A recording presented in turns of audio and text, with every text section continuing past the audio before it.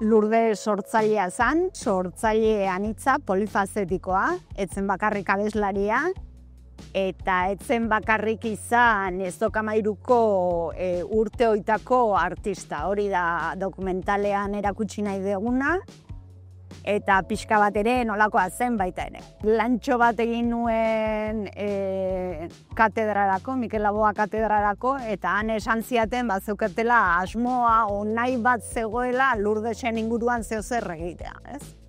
Eta orduan, pixka jarri nintzen begiratzen Lurdesen ibilbidea.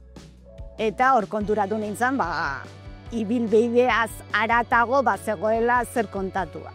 Hasiera horretan, hasi nintzen pixka bat artxiboak eta begiratzen, eta hor konturatzen naiz nola marrazten duten pertsonaia, ez? Azkenean, frankismo garaiko irudi hori mantendu da oso gutxira arte, ez?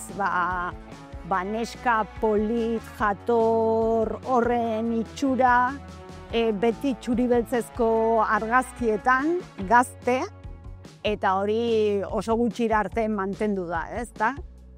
Topatu nuen Zeruko Argian, berak idatzitako artikulo bat, iritzi artikulo bat, kulturgileen lana baloratzeko egiten zuena, ez?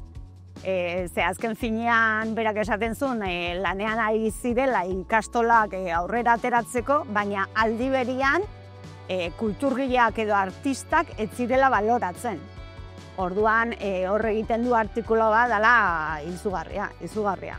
Orduan hor konturatzen naiz pertsonai hori eta bera ez zetostela bat, ezta? Ez zala bat ere reala egiten zen marrazki hori. Eta orduan hor jo nuen Idoia Garcesen gana, ia nerekin proiektuan sartuko zen, ze ja ikusten nuen oso proiektu potoloa izan zitekela, baietz esan zian, eta berriz hor ja dokumentazio lana handilen genuen. Hasiera batean nik pentsatu nuen, Idoiaren gana juteko ja pixka bat proiektu zehaztu pixka batekin, eta pentsatu nuen ze gai nahiko nituzken jorratu, ezta? Alde batetik edabideen kontua garrantzitsua iruditzen zitzaiten, Amagoia Mujika Tolare Txipik egin zien Xabier Leteri eta Lurdesi azkeneko elkarrizketa, eta orduan arekin elkarrizketa egitea proposatu nion, baita garaiko abeslari batena, eta pentsatzen jarrita Maite Idirin atera zitzaigun, gainera Maite Idirinek badauka beste abeslariaz gain, eta bere laguna izateaz gain, badauka bere historia propioa, ez? Eta memoriarekin lotzen dugun zati hori. Eta gero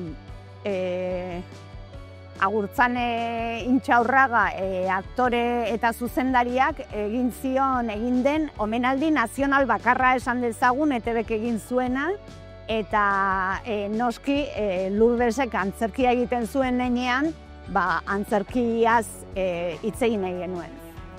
Eta pertsonai horiek, eta noski familiko kideren bat nahi genuela elkarrizketatu.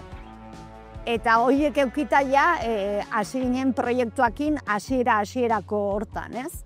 Gero gehitu dira pertsonai gehiago, eta adibidez hor Patxika Erramuzpe abeslaria, garaikidea, Lurdesekin Zazpiribai proiektuan parte hartu zuen, Ez dokamairu bukatzen danean iparraldea eta hegoaldea batzen dira talde batean, eta hor dago Patxika.